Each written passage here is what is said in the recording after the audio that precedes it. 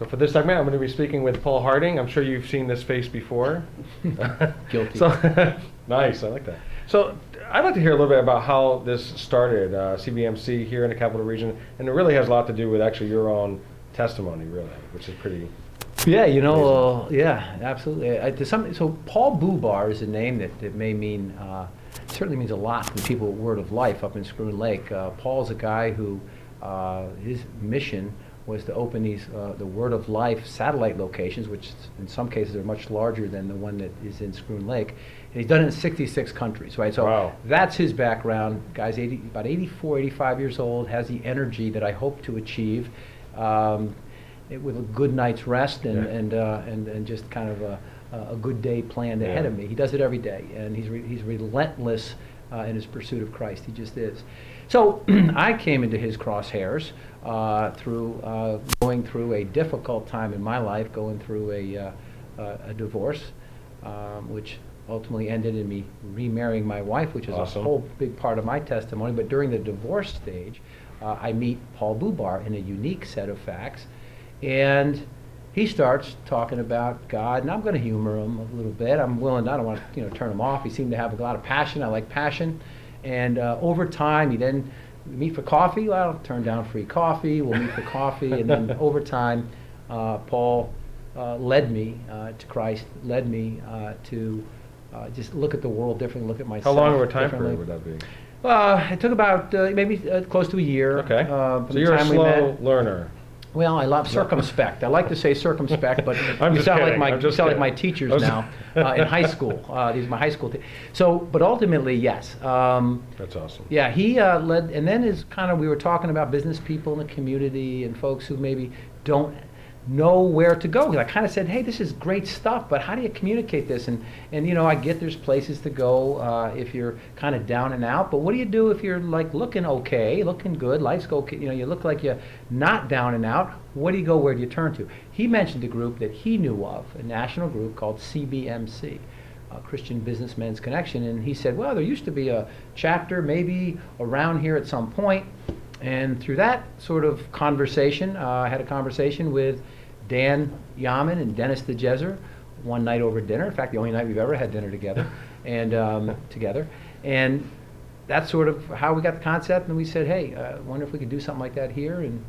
And God has taken this thing, and we now have attendance like we have today. We're just following a breakfast right now, as you know, where a couple hundred folks came, and it was pretty powerful. Do you think people will be surprised that Paul Harding, who they see on TV, and a lawyer, is this on fire, born again Christian? Yeah. Well, I think I'm surprised sometimes when I turn around and see where I am today. I certainly, if I was able to take a snapshot of myself, in the future, and 10 years ago, I would think that the world had changed. Radically, something had changed, something had happened. I'd had a head injury, or something affected my decision making. So, sure, yeah, to some degree, I think there's a whole lawyer thing too. Maybe there aren't a lot of lawyers, but there are a lot of lawyers who are Christians. But as far as it goes with me, I don't know, and if I guess it surprises people that I'm super vocal about it. I think maybe that kind of gets their attention, and maybe not everyone loves it, but I think a lot of people take notice of it, as they do with any of us are out there, kind of professing our faith. What are you seeing as a result of this? I mean, the fruit of the ministry. Oh, just fun stuff.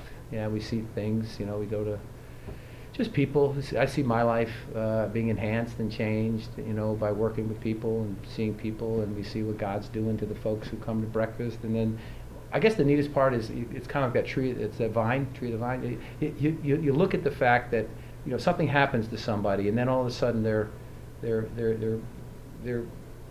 sphere of influence. Right. And so now you might have talked to X, and X married a Christian girl, and now they're having a child, and now their child's at Loudonville Christian. It's like they can't believe it. And so it's watching how God kind of uses events like this, or people, or conversations, to kind of start what I'll call sort of a chain of events that He has planned, and for us seem kind of random.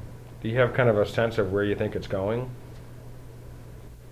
No, just kind of sitting back and enjoying the ride, and I guess I'm kind of hopeful that some other groups. We know there's a Glens Falls group that has come, and they've had some conversations with us about that, and we're like, great, and we can send a delegation up there and kind of talk about how to do it, start the first breakfast. So that'd be fun to watch that happen.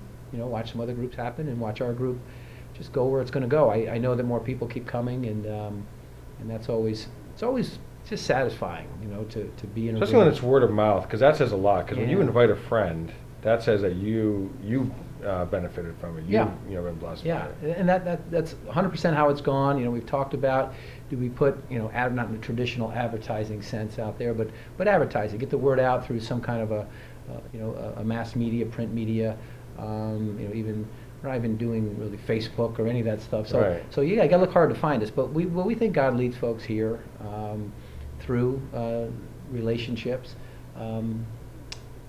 And sure, I guess if we had, attendance kept rising, that would be a good thing.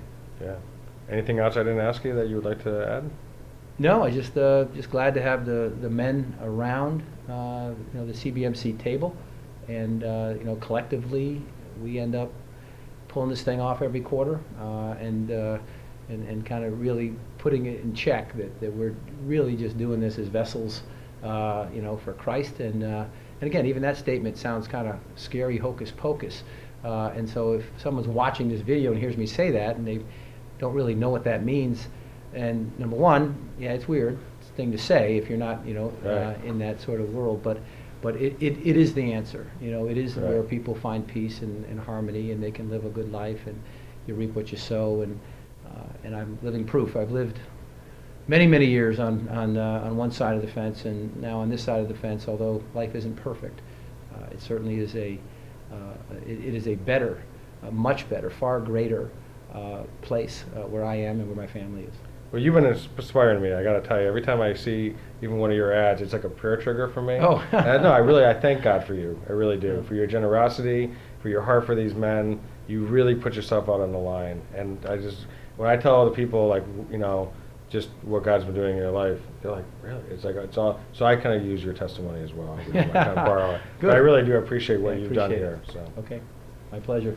Thanks, Thank you, brother. Rick. All right. Thank you.